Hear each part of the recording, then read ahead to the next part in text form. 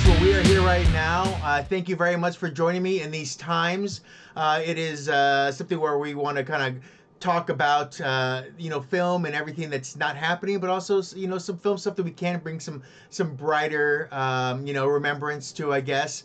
We're going to cover some fun stories as well as some fun topics. So I thank you very much, Jeffrey K. Howard, KCLV TV, the Vegas film critic, and the movie mensch, Mr. Joel D. Amos. Gentlemen, how you doing today? Good. Good. Let's go. Well, one of the things that I definitely want to get into first and foremost, this is a very big deal right now. This is, of course, the current trend of films that are releasing videos on demand and theatrical as well. I guess I just want to get your guys, first thoughts on this. And then also, is this something that we feel is going to happen even when we come back after coronavirus? Is it still going to be an option going forward, you think? So, Jeffrey, let's start with you. Well, I think the movie-going experience will always continue. And since the theaters just got billions and billions of dollars from the bailout the other, so they're going to survive. They're going to keep their employees on the payroll. So I think that aspect will. Will people come back? Absolutely. It's a movie-going experience. I think maybe some of the mom and pops may not survive, but the big chains will definitely still be around. And the theaters depend upon these big blockbusters, and so do the studios. They can't release these movies on demand. They'll never recoup $100 million. And so what I love about this time, one of the little kind of a silver lining of the virus here and being contained, is that these video on demand titles are getting some notoriety. From the really bad sci-fi films and horror films to some really great film festival winners, the different ones from different art films and documentaries. So, we're scrambling to find content. And I think that you're going to see a bigger part now of streaming and on demand from this tragedy, from the virus. But I think when everything settles down, and especially being cooped up for months, people in droves are going to go to the theater, to sporting events. They want to get out, but they're not going to until it's absolutely the all clears from the health providers. Agreed. And one of the things that, the lower end movies always did have videos on demand as a pretty quick option anyways. So I think the real question is theatrical, the big ones. I mean, we saw the fact that they moved back, big movies like, Wonder Woman, that got pushed back, and then Mulan got pushed back as well. So there's a lot of stuff out there where, we're just trying to figure out what is it that is going to save us as we come back? Is it going to be the addition that we need to get out? I mean, Joe, what's your thoughts on some of these titles that we want to have in our houses right now, and it might work out for the movie theaters, movie companies, but it might not work out for movie theaters later on. I think the perfect example for this that embodies the whole thing is when John Krasinski and Paramount decided to punt A Quiet Place Chapter 2. And I think what that is showing us is that there is nothing, and I'm not necessarily the hugest horror fan, although I do love getting scared. There is absolutely nothing like being in the theater with a large group of people in the dark, screaming and jumping at the top of our lungs whenever something spooks us, like we saw in A Quiet Place 1. And he could have released A Quiet Place that could have worked on video on demand, but the experience of sharing that movie with hundreds of other people in the dark is just irreplaceable. And so I think that will never go away. But what I think is an interesting thing that's happened is when you put out a movie like Bloodshot, the Vin Diesel movie, where it was in the theaters for 10 days before all the theaters closed, right, and it kind of bombed. And they moved it over to video on demand. I'd like to get some statistics on that. And if we might see something like that in the future, where you have kind of a mid-budget film like a Bloodshot, where it just whiffs at the theaters and where you can move it to video on demand. Somebody like Vin Diesel, there are a lot of fans of his that watch his movies on home video. And so I'd be curious to see how a movie like Bloodshot does on the video on demand after the move. And we might see, I think that might be the only change we see, is where a film where that medium budget kind of misses its mark at the box office and maybe recoups some of that on home video. But other than that, I think we're still going to the theaters. I think, like Jeffrey said, this is a great time for those on-demand movies to let their presence be known. It's a lot of great time for old movies to be checked out, movies that you may have missed. I think classic. Don't call them old. Yeah, well, yeah, classic. Thank you. We're not old, are we? We're veterans and classics. And I think that it's a time of discovery. for films that we haven't seen for 30 years or whatever. And when the dust settles, we'll get back out there. What you were saying, I think those films that Universal released, like The Hunt and Bloodshot from Sony, those were on the very tail end. Those are on the very tail end. They fulfilled their obligation exhibitor-wise, being in the theaters a week or two, and then they didn't complain when they threw them right on video on demand, right? But when it comes to like Quiet Place, I totally agree. Seeing the first one was one of the greatest movie-going experiences of my life. Because the audience was all talking and everything. And then about an hour into that movie, if you even dropped something, people looked at you and said, be quiet. Right. So to think that part two, and they did the world premiere and they had the junket for it, and every critic went crazy for it. So I'm willing to wait. But there's rumors that we may be throughout the whole summer not going anywhere, So I don't, and then also the other issue is all the movies that have shut down that's in production for next year, those titles have scheduled release dates and now they're backlogged. So Universal put Trolls out there, the world tour. Like, okay, come on, because all the kids are at home. That's acceptable. But even the theater exhibitors really freaked out about that because it sets a precedent. If it's already been in the theater and we got our popcorn revenue, fine. But now you're taking Trolls, which is a big movie, for families. Well, before we get to that, I think you might see a renegotiation of the window though, but it won't be exclusive. Before we get into Trolls, I definitely want to point out that the last movie that actually did really well was The Invisible Man. Breaking over $100 million, only cost $7 million to make. Blumhouse again bringing a huge amount of money in. Like he knows what he knows what he's doing. For Fantasy Island. Yeah, well, definitely. Well, I mean, you got to pay for that. Luckily, they don't cost a lot, so it's easy to recoup those funds when it comes to horror movies like that. And it still just shows that people are so interested in seeing some movies if the topic or it just feels right, or maybe the escape is right for the time, which is definitely where it is right now, versus people who are all complaining because they're watching Contagion when they shouldn't be watching that right now. It's a bad time to watch that, especially since it's not really rooted as much in science as we want to think. It's rooted in Hollywood. So there's some separation that needs to happen. But going back to your talk about being in the theater for Quiet Place, things like that. As a personal film lover myself, I go back to personally Independence Day was one of my big first blockbuster movies where I sat in the theater and there's that part where Brett Spiner is cracking open the alien and it pops open, and I remember seeing every head in front of me jump up in the air. And I've talked to Brett Spiner about before and said that's one of the things that got me into films is that moment, that moment in the theater, that experience. And so that's something that is definitely hard wired into me when it comes to the movie experience. Let's talk about Trolls though, because Trolls is something that I definitely want to get into because of the fact that Trolls #1 made $153 million, and Trolls World Tour, which is going to be coming out very soon, for this to be successful, they are saying it needs to have, get this, 3.8 million video streams for it to be successful. So this is going to be the temperature gauge on whether this is going to happen or not. What is your guys' feeling on what kind of money can we actually recoup when it comes to video on demand world only? Well, remember, Derek, they're charging $20. They're not charging $5 like a normal pay-per-view.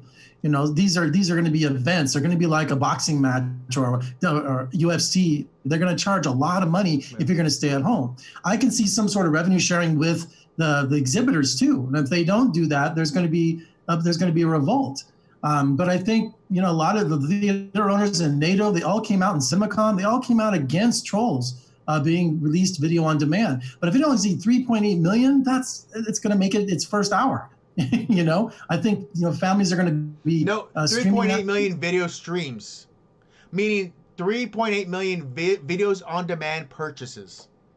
Oh, I see it happening. Yeah, you see it happening. Well, I do. I do. I mean, I have a 6-year-old at home, and she was beyond excited for this movie to come to the theaters. And the fact that we can just sit here and watch it at home on our living room couch is beyond exciting here in this house. And that's just one. And there are millions and millions and millions of kids off of school right now for the foreseeable future with parents who are just clamoring for something to do beyond trying to put on that teacher hat that we're not at all qualified to do. And we can certainly press play to watch Trolls World Tour and entertain our kids for 2 hours and make our own popcorn. And I think it will work. But it's a family movie. It's an animated children's movie. And I don't think we should look at Trolls as a barometer for how video on demand is going to look versus theatrical. It's an entirely different beast. You know what? That's a good point. And that's something that brings me up to the next topic, and that is films that are being pushed back. Now, right now, we have some things we already know about. Fast and Furious 9 pushed back 1 year. We have Wonder Woman that was pushed back until August. Quiet Place and Mulan, both of which are pushed back, but there's no real date yet on Mulan and no date on Quiet Place 2 yet either. So really, we're just trying to figure out, where are these things going to land? Some other so, what's your theory on, the positives and the repercussions of moving some of these films back? So any thoughts on that? Oh yeah, well, you got to remember these companies are multimedia conglomerates. They're just not movie studios. And look at Disney taking a hit. Disney World's costing $50 million a day being closed. So all their cash coming in is disappearing. It's drying up. And with these films, as we all know as critics, the opening weekend is where they make a majority of their money, and the second weekend too, if it's got some sort of legs. So Disney and all these companies and Warner Brothers, they can't afford to throw out a film if there's a scare going on still, if people won't come to the theater. It's so important to get that opening weekend box office. So pushing these back, I think, one, it's a health issue. They don't know, and the theaters are closed, and they don't know when this is gonna boil over. I've heard everything from 6 months to a year still. So we could be sitting here through the summer and still no movie theaters until we get the all clear. So I think they're pushing it back for a number of reasons. And they're not even considering on demand because, like I said, you can't do $100 million movie and expect to make your money back on demand like that without getting the exhibitors upset. So it's a good thing they're pushing it back because it's a necessity. They have no other choice. And I think it'll all even out, honestly. I think we were talked about earlier about how productions like The Batman shut down and these movies that are supposed to be big for next summer. I think basically we're just looking at an enormous society-wise pause. Across our entire society, we are just hitting pause. I mean, whether it's rent being frozen or mortgage payments being frozen. I mean, I think we're going to see this, The Quiet Place or Wonder Woman or Milan, that plays in August or next summer. And in the meantime, the Batman that was supposed to come out next summer will come out the summer after. And I think it'll just be a natural progression. And I think everyone's going to take a little bit of a hit. But I think in terms of the content flow, once it starts going again, it's going to be smooth because the natural way of doing things will take over. And that's something that I'm very excited for because there's a couple of things that are coming up.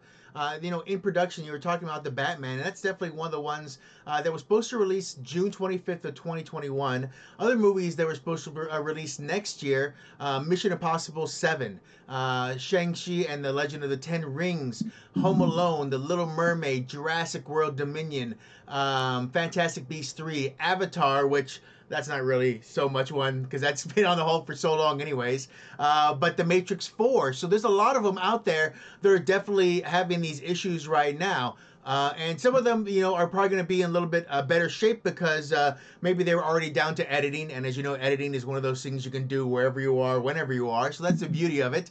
But there's some of them that are definitely going to have some issues too. So do you feel like they're going to still keep these stretching? Once we get out of this, let's say July or so, or even June, if for some reason things go really well, do you feel like they're just going to stack things up to get money quickly?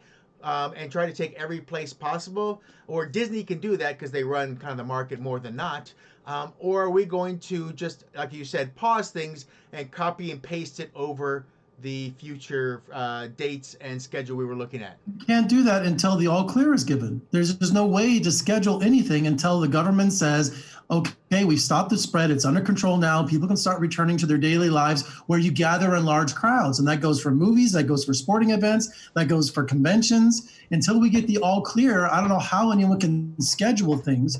President Trump keeps saying Easter, which is insane.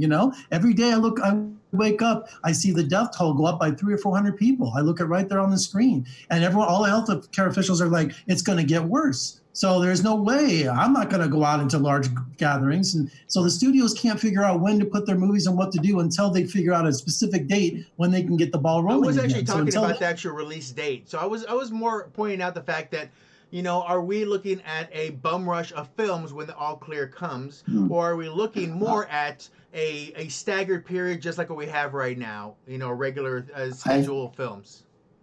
I think that what's going to happen is that the studios are going to plant their flag like they would normally do.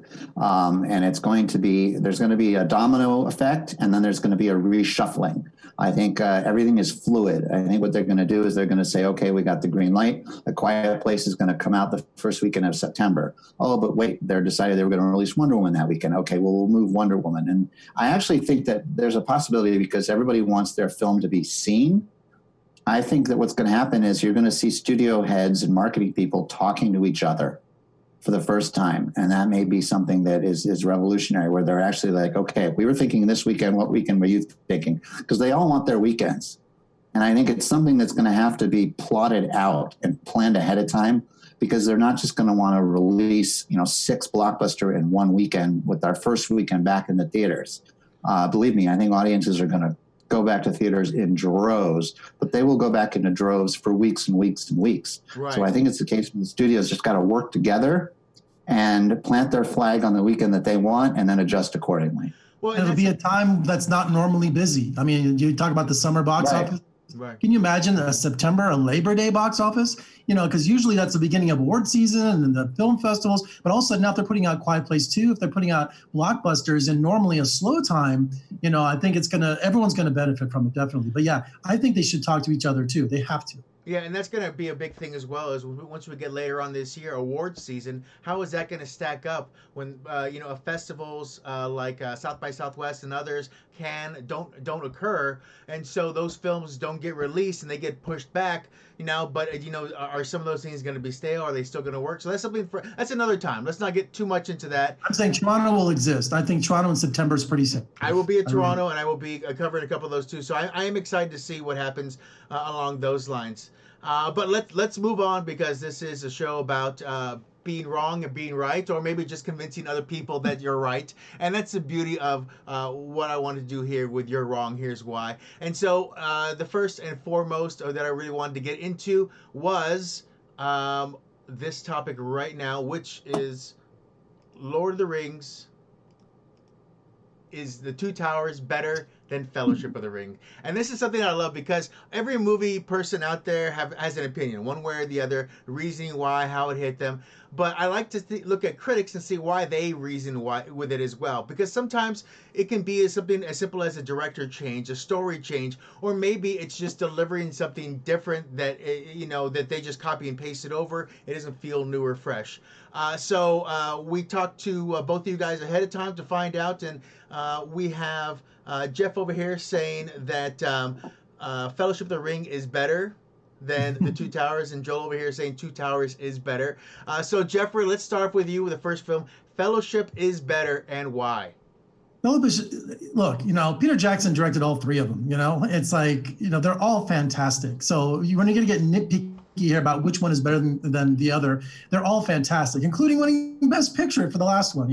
But the original is always going to shine, because it sets the tone, it sets the characters, and it really depends on the success of the other 2 films. Because if the first one was bad, there was no way, even though he made them all at the same time, that no one would go back. If he really butchered it, we didn't know what Peter Jackson was going to do with Lord of the Rings until we saw the first one. And I had read those books in junior high. It had been a long time. But after seeing that first one, all of it came rushing back, a book that I read 30 years ago. And so watching The Fellowship of the Ring, it hit the marks with casting, special effects. It just blew everybody away. So it's hard to improve as the series went along, especially the second one. It was really bogged down in a lot of character. I mean, there's a lot to fill in. It was kind of like it's just one of those necessary. I found it very dull, to tell you the truth. And then the third one, of course, great action, long time into that. But no, the original is better for all the reasons of setting up the characters, setting the tone, and it's the classic of the 3.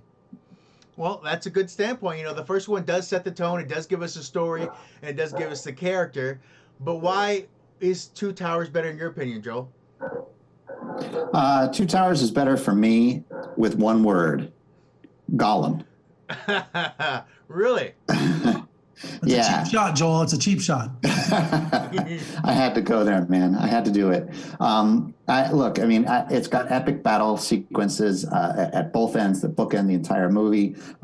It's got the introduction and the meat of Gollum. Gollum is such an incredible character that I think Peter Jackson tried to kind of wedge him into the Hobbit movies a little bit more than he was in the book, because people love Gollum so much. But to be fair, I love all three films. I just, there's something about the second film for me that rises above the first one. The first one, we're introduced to this world. The second one, we just get right to it. And I really kind of like that. Although there is something about the first movie that I think is so timely that we could really use to hear right now, especially today. When Elijah Wood kind of looks at Ian McKellen and he says, I don't want this. I don't want any of this. And Ian McKellen says, we do not choose the time we were born. We are asked to do the most with it. And I think that is, I remember when the film came out right after 9/11, and that line just hit me like a ton of bricks.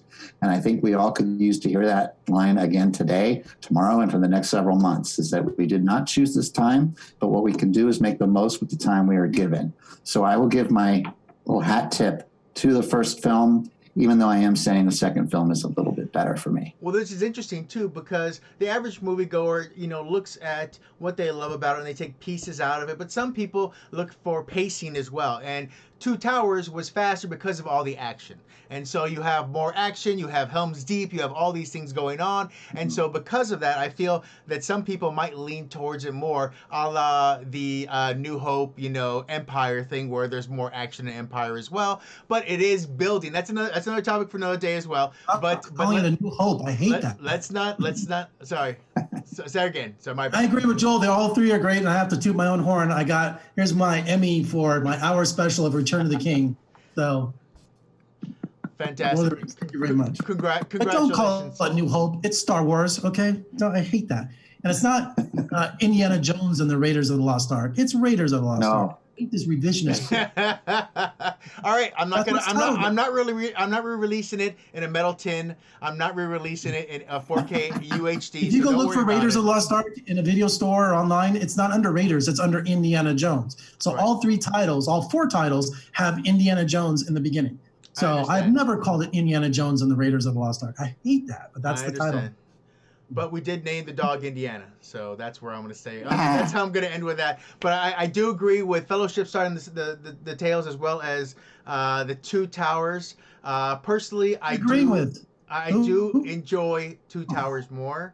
Because I find the pacing a little bit better. It's not just the action. It is Gollum. It is understanding. The Hobbit's better. They take more action. Like I love Hobbiton and all the different things happening, but I do enjoy the speed of Two Towers and the feeling that Peter Jackson was stumbling a little bit trying to make the book work for it. And I feel like the Two Towers was more about him and how he had a vision for things as well. And so which is the one with the big spiders in the forest? Which one was that? The big spiders? Yeah. That was Two Towers as well, wasn't it? I don't remember. That was cool. Oh, that's the one. Yeah, I don't remember which one that was either, but yeah. So I know I get confused. There are all these action sequences, and I can't remember which is which. This is very true, and that's kind of the way that we kind of deal with things right now as well. As you try to remember which one is in this or that, and if you try to remember which character showed up in which film in Marvel movies, it's a 1 out of 22 chance right now. If you get a chance out of it right now, so it's the same exact thing. It takes a little bit of time to kind of figure out. And so, we're going to move forward here. I am going to go with Joel on this one, just by a hair, though, because Fellowship is amazing. And I think Peter Jackson is great. So congratulations, Joel. You have won on that regard. Let's actually move on to another topic, which is kind of funny. And it's weird that that's something that's happening right now. Maybe it's something that shows how much free time we have and how weird fans are. And that is Cats. Of course, the not-so-great film that came out, apparently it came on the story that there is a butthole version of Cats, and people want to have that version released. I guess the question. Let's make it a bigger question because I don't want to say buttholes too much. The bigger question: should fans get what they want? I mean, when it comes to things like this, especially a Broadway show like this that has so much history and people, revere it, But at the same time, should we give Cats fans the buttholes they want? Who's first? Go, Joe. Well, I think normally, I think you got to go with what the filmmaker wants. But I think when you're dealing with the disaster trash fire that is Cats, what can it hurt? To give the fans the version that they are asking for. But at the end of the day, I think that the Cats fans are just searching for something to cling to because there was so little to grab onto with that film that was just so bizarre in so many ways. And as somebody who saw the production on Broadway, I just am marveled at what I witnessed on the screen. And if getting a different version helps fans come to terms with what they saw on the screens, then sure, let's give it to them. But I think, overall, we're not getting a Snyder's cut because the fans don't have a say and there's a studio involved. And, let's just go with what the filmmakers gave us. Right. I saw before we get to Jeff's answer, I saw a post where, of course, Idris Elba announced that he had gotten the coronavirus. And they had done stories on him, and they had said, Cats actor Idris Elba. And in no world should Idris Elba be known as the Cats actor. He should not be remembered for that role. That should not be his legacy and anything. I don't want that to be the last thing they say in case anything horribly happened. Of course, he's going to be fine. I was reading he faked the illness too. He doesn't have coronavirus. I was reading that today, so I don't know if that's true or not. Oh, but I don't even want to get into that either. I'm hoping that's not true. There's so much misinformation in this world already.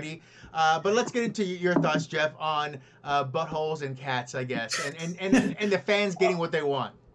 Well, first of all, I saw that in the theater, and I think I was one of 3 people, and I sat through that whole thing just not understanding one of the most bizarre movie-going experiences I ever had. I too saw the Broadway show when I was a kid, and it was fantastic. There's as a movie fan, nothing would give me more pleasure than to see these guys jumping around with their little cat buttholes and laughing at it. But I don't think you could watch the whole 2-hour movie. That's all you're going to see, right? That's all the reason to watch it is to laugh as you see their buttholes going back and forth.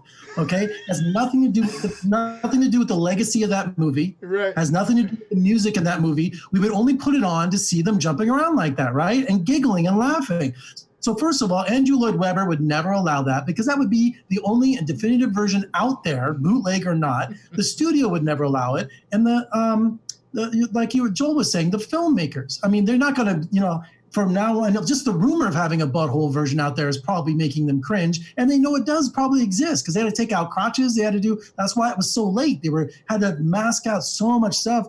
That was not much left to the imagination in that movie. So if it does exist and does pop up. I think some fan is going to take it, put it in Photoshop, and do it himself and throw it out there. That's what I think is going to happen. So there's going to be a version. There's going to be a Zapruder film out there one day. It's just going to be we have the 15. We have the 15 seconds. Song. The 15 seconds of buttholes. They'll take one sequence and digitally put in buttholes, and then people are going to lose it. So I think that's what's going to happen. If we got months of time on our hands, guys, someone's going to do it. But I think the version that's out there that allegedly, no, we'll never see it. They'll never officially, get behind it. But I think some fans, just like with lightsabers over the years and people done stuff or doing all these parodies, someone out there with a lot of time and nerd to the core is going to do that. And I can't wait to see it. Right. So someone out there is going to change things up, like putting, walkie-talkies in the place of guns, kind of, I guess, too. So that's you got to catch it fast because they're going to flag like crazy. They'll come right after it. Yeah, but they're going to get it flagged. It's going to be gone. Just needs to be up a few minutes so people can copy it and it'll be all over. It'll go viral. Well, thank you, gentlemen. You're very jellical for being part of this last segment as well. Let's actually talk one last thing, though. We are critics, and we have to critique, and we have to give some opinions here. So what are you watching right now? What should people watch? Well, Netflix. I'm watching just the whole of Netflix.